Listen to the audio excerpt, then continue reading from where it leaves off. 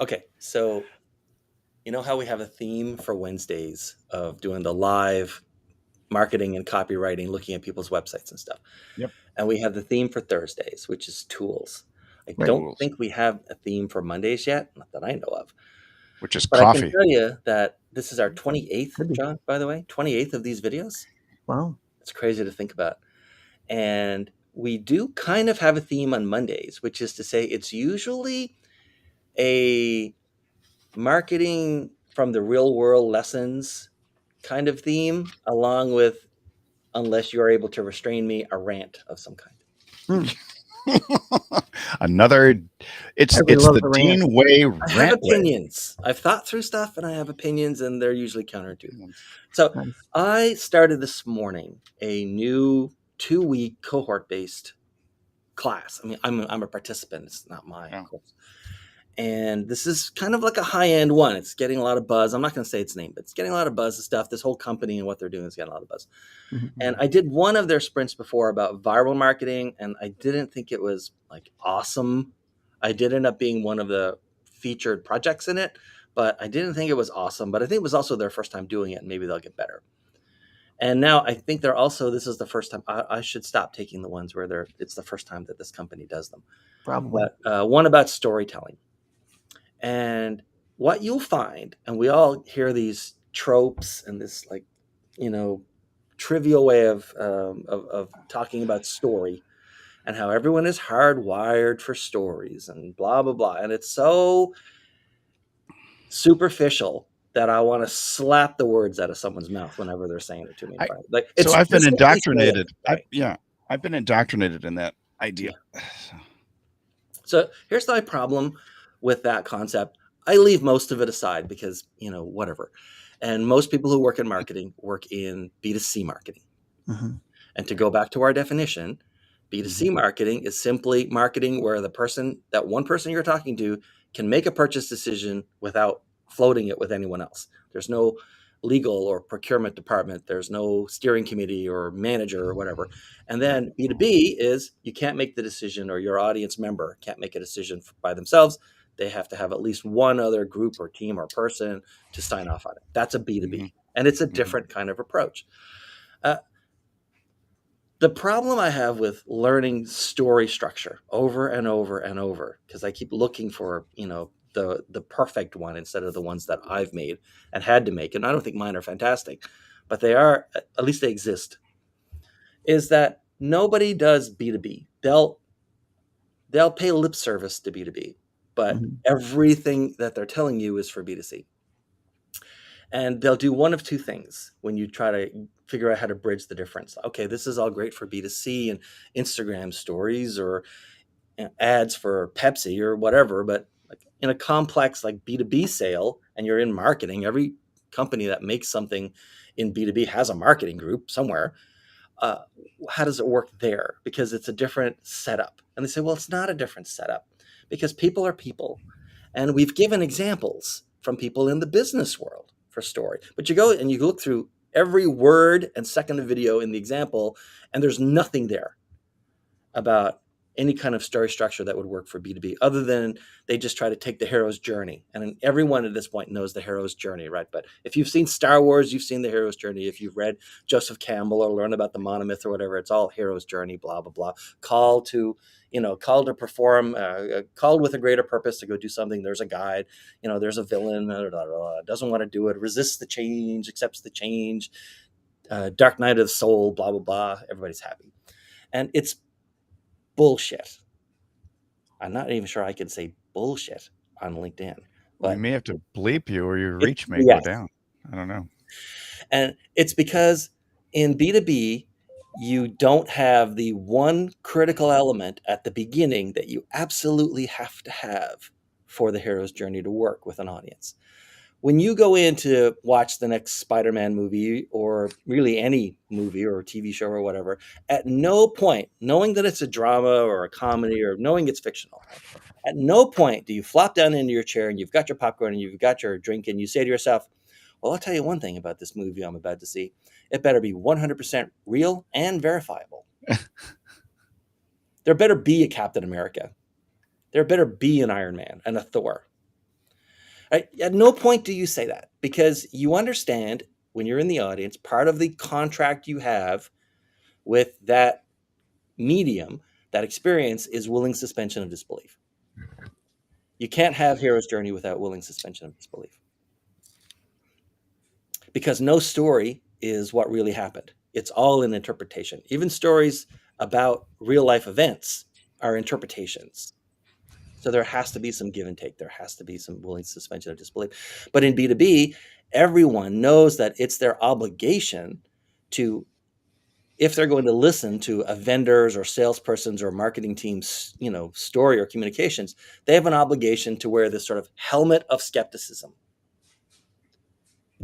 Right? They owe it to their shareholders, they owe it to their coworkers, they owe it to their own career prospects, and whether or not they're going to get fired if they vouch for a company that turns out to not actually be able to do what they promise and cost 4 times as much before you figure that out.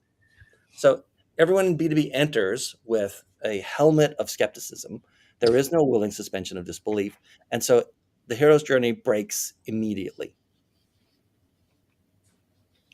Anyone want to give me their opinion on what I just said? Is it true? You think it's wrong? Go for it.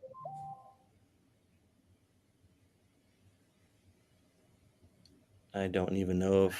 I mean, And that the helmet of skepticism. Everyone in B2B knows that they're supposed to disbelieve, or at least not baldly accept the salesperson, what marketing or sales tells you. Right. What another company's marketing or sales. And because there's no willing suspension of disbelief when they sit down in the chair in that little conference room, you can't use hero's journey with the same way that you could use it for B2C. Yeah, I buy that. I can see that. that. I want to show something to, we go back to our familiar pyramid or 3-layer structure, right? Mm-hmm. So let's talk about all marketing, whether it's B2C or B2B. The vast majority of all marketing is simply some company saying, or some small business saying, this exists, right? Or this is the get the word out phase of marketing. And the thing is, the pyramid doesn't do it justice, because this should reach almost up to the top. Almost the entire thing should be this exists, because virtually all of marketing and all the money spent on marketing and time and people devoted to it is just around this exists. Trying to tell as many people as possible. Sometimes you tell yourself you're trying to tell the right people, but in that case, you're trying to tell as many of the right people as possible that your company, your product, your service exists, and to just sort of get it into their consciousness somehow. This is what virtually everyone in marketing, they think that this is marketing. They think marketing's job is to say this exists, and this is as far as they go. One up from that is this is what we both believe. So if you remember back to earlier conversations we've had, the lower level here is informational, and then up from here is inspirational. Like, let's lift ourselves above this and look towards something else. And then the third one is just, and it takes up even a lot less space than this is what you want to do. And everyone thinks that, okay, this is 99% of all marketing. This exists. I'm not even sure if you guys can see my cursor. You probably can't. So here I am pointing at stuff. You can't even see it. But this is what everyone tries to do, and then jump straight to this is what you want to do. Without skipping the step, this is what we both believe. Like, this is why we're the same. This is why people like you believe stuff like this. Before people like us do stuff like this. Well, this is what we believe is like, hey, these are our shared values. Believe. Yes, exactly. Yeah. Okay. Yeah. But you have to establish that first before establish your beliefs or your shared beliefs or some sort of a rapport building tribal connection before you get up there. At least a little bit. Yeah. Okay. So it's very hard to do this. It's much easier to do this in B2C, partly because you can just achieve it at scale. And at B2C, you have access as a copywriter, as a marketing person, right? You have access to a lot of stuff that in B2C that you simply don't have in B2B. You have access to scarcity. You have access to a lot of emotions that you wouldn't use in Right. B2B. You would And never the use anger in B2B. You would never use very much sentimentality in B2B. You just can't. It's inappropriate. People are turned off But by it because of but the isn't that changing though? Because I see see. businesses becoming more personal in I do terms of see trying that. to reach to people even within that B2B area. Now, maybe Yeah. not to the extent in B2C. Right. The other thing I see a lot of, and I said this has really kind of changed a lot because you got me thinking on this one here, Dean. But the other Success. thing that's changed a lot with this over the last, I don't know, 5, 6 years is now we've got things like Kickstarter and Indiegogo, and Tesla has done this to a certain extent. They've taken Right. and moved the this exists even further, where people are buying it because they know it exists Before it Yes. exists. before it All exists. B2C examples you just gave me. Yeah, All B2C. yeah, all B2C. Yeah, that is B2C. B2B. Um, but I do kind of agree with Dr. V on that one. I think it's changed a little bit, It and has that changed a little bit. businesses are trying to become much more personal, much And more I'm thinking of interactive. the VC, the venture capital presentations, where your job is really to get them to like you. Now, are you calling that a B2C because the That is consumer a is the B2C, investor? yes. Oh, Yeah. okay, I So, gotcha. like, I've done pitch decks for Mm. companies, like created Yeah, them yeah, and helped them create their narration and stuff. Those are yeah. clear. Those are all B2C. And here's the thing. Okay. It's even if it's you presenting to a room of Hmm. 5 people, usually it's no more than 5 people, it's usually just Right. 3 Yeah, right. in a VC room, right? In a little conference room. For the most part, you're trying to convince 3 individuals. Because if even one of them is interested and is willing to champion you, then you probably have, at least some funding coming your way. Right. So that's not B2B. Like those guys might confer among each other, but Right. there's no one outside of their tiny little group Yeah.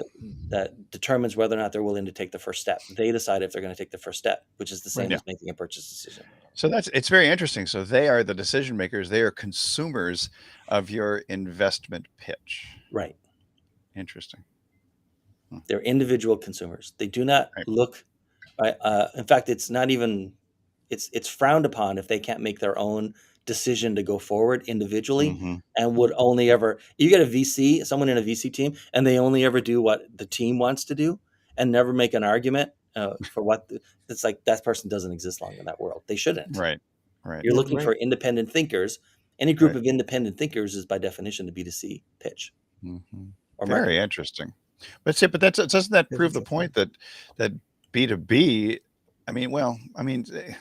I just have this feeling that people buy from people, regardless if you're in the B2B or B2C space. Like you have to have some of that, know, like, and trust thing going on there from the business to the next. But I think that what you're I'm looking not at sure people perhaps do is, buy from people. Like for oh, instance, really? If I use Instacart to have groceries picked up at Aldi and brought here, I haven't bought anything from people. Yeah, but the people or person who delivers, there is a tip potentially involved in there. So Maybe there is some if I people even open business. the door. Well, you're so antisocial. So Yeah, there, well, there's merit in what you just said. There is a lot of So, merit to what you said. but I just do to be understand. clear, like you're answering 2 different fundamental kind of fear questions: B2C Yes. versus B2B, right? In Yeah. B2C, the fundamental question, it doesn't guarantee you the sale, but you guarantees you won't make the sale unless you clear it, is how do I know I won't regret purchasing this? And that's the made at an guarantees or individual something. level, right? If I spent $5,000 on a used boat, not much of a boat, but $5,000 on a used boat. I've never had It's a a boat dinghy. before. I don't have It's any a place to dinghy. put a boat. The only Yeah, person who's ever going to find out about that and make me feel bad about it would be my spouse, probably. exactly. Whereas in B2B, it's how do I know it's safe for me to vouch for you in here at my company?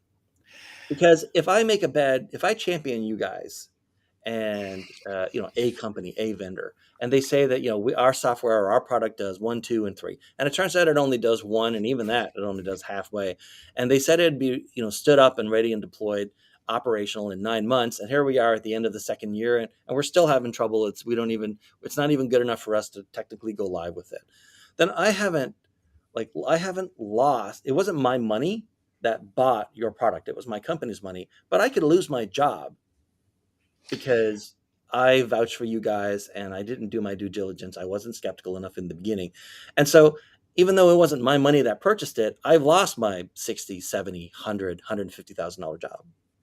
So the stakes are way Well, higher for a corporate employee to vouch for an there, external vendor than it is for an individual to just be embarrassed in front of their spouse. but then you look at the potential though for individuals in the business to be more of an intrapreneur, to have more of a little more risk taking and that sort of thing. But the other thing is occurred to me just a little while ago is, if you're marketing to certain people who then have to go to others, it's Yeah. as if you are actually taking your marketing message, your belief system and everything, and proselytizing or converting these people so they move forth to convey your marketing message to the powers that be. Yes or no? I would say it's a Maybe. different flavor of that. It's All right. you might have to have a different marketing or at least a different sales message for each stakeholder or group with an understanding that Okay. those kind of decisions happen. And I'm talking about, it might take 18 months to close a sale and it's worth millions of dollars, right? That the phrase I learned when I did a project for a government agency in Georgia was you want to get as many fingerprints on the gun as possible. That's I how they love that. phrased it. That's That was their great. term, but I've never forgotten it. But yeah, we're not going to go ahead with this, Dean, until, or rather, like there's always one or two people who are sort of like they're the people that want to push things through and try to affect change in their organization, but they'll come right out Right. and say like, yeah, I don't have enough fingerprints on the gun yet. Well, so for example, let's say that the CEO says yes, the CMO says yes, and the CTO says no. So in that situation, you're going to have to, I guess the two other C-suite people are going to try and convince the third, almost like you did in the VC type of situation. So, I Maybe, mean, or to me, maybe it's a the little muddy. CEO goes ahead and makes the decision because ultimately it's the CEO's responsibility. True. Ultimately, yeah. Ultimate. Yeah, you can But have does them the disagree. On the other does the hand, if the CEO CTO listen is to everybody? responsible for making it successful, that CTO is looking at two paths and is keeping an eye on both. One, Okay. let's do everything I can to make this successful. And two, I need to look for another job. Right. Because this guy's willing to override me, despite the fact that I'm the one and my organization that's doing all the technical research on this and knows if it's going to be an easy way forward. Right. Or not, as the case may be. Yeah. But anything below the CEO, and even the CEO has to go to the board, right? For anything that's really big. But yeah, you're looking for, how do I know it's safe for me to vouch for you in here? How do I know it's safe for you to let your company come closer to me and my company? Right. I'm just thinking the CMO is probably all enthusiastic, like, this is great. We're going to be able to sell and do all kinds of things with this thing. Yeah, the CMO. I've seen this in real life. Yeah. Well, more than once. So yes. Or the head of sales. Or the head of sales. If it's not hitting his Usually budget, the head of sales and head of marketing totally are willing to have one you spend team. money on it. Yeah. Usually the head of sales and marketing are one team, and then you get the CTO on the other side, and then the CEO is just kind of going, all right, I'm going to either be the tying vote or, but at the end of the day, I make the ultimate decision. It's what a. And then whichever one has in the parking lot a GTO, they're going to move forward fastest of all. Had to put that in That there. was just very obscure, but I enjoyed it. Yeah. So at this point, you've both made car references. Yes, we were into the cars. Monday's car day. Monday is really muscle sort car of day. two themes around this one, right? Which is hero's journey might be fine, but you can't just learn it and then apply it to B2B. It will fail spectacularly and early. And then you're stuck wondering what the hell happened to you. And secondly, virtually everyone who does any kind of marketing or even works in marketing thinks that this exists is the whole pie. And it's not the whole pie. It's not even crust. It's barely crust. It is kind of crust. No filling. It's just crust. No filling. Just crust, no filling. And not cars and pies. It's not whipped cream or ice cream on the top. Monday is cars, pies, and topping day. There you go. If this exists, or we exist, or getting the word out is virtually all of marketing. It's always been virtually all of marketing, and it might always be virtually all of marketing. But it's where everyone lives, and you don't eat well if you go where everyone else is trying to eat the same thing. Might be a food shortage. So you need to move up. So from informational to inspirational at the least, and then if you can get there, transformational. I love the T word. All right, that's about it for Transformation. me and my rant. Thank you. And That's thanks for cool. pushing You're back. welcome. There are good points there. Push, You push, know, push. we try. That's why we're here, to provide resistance. Yeah, yeah. That's right. Just remember though, Resist, because resistance is we believe that futile. resistance is not futile. Right. Not futile? Okay. Just I checking. heard someone mention it was a customer meeting actually. I heard someone mention this was maybe November, December. It was just sort of like tossed off an idea or comment, but it's that if you're operating in a silo, you think all your ideas are great. Oh yeah, So, without a doubt. Or in a and They vacuum, may be they corny. absolutely need to be pushed back on because most of them are junk. as the case may Oh. be. They may be full of corn in that silo. Yeah. Yeah. All right. Okay. I guess that's about it for me. That's good. You guys got Lively anything Monday. else? Not really. It's just I think I want to stick to B2C. No, Yeah, I don't blame you. got me thinking. Yeah. I've been in the B2B world. It's like Yeah. still on that. B2B is not where it's not that the people who operate in B2B aren't creative and interesting. It's that they, if they think marketing is marketing, and they get into a B2B scenario, Mhm. they find that it's very constraining for what It they is- can say it and is what very they can constraining. do. And it's not like working for a small creative agency to Mhm. sell shampoo to somebody.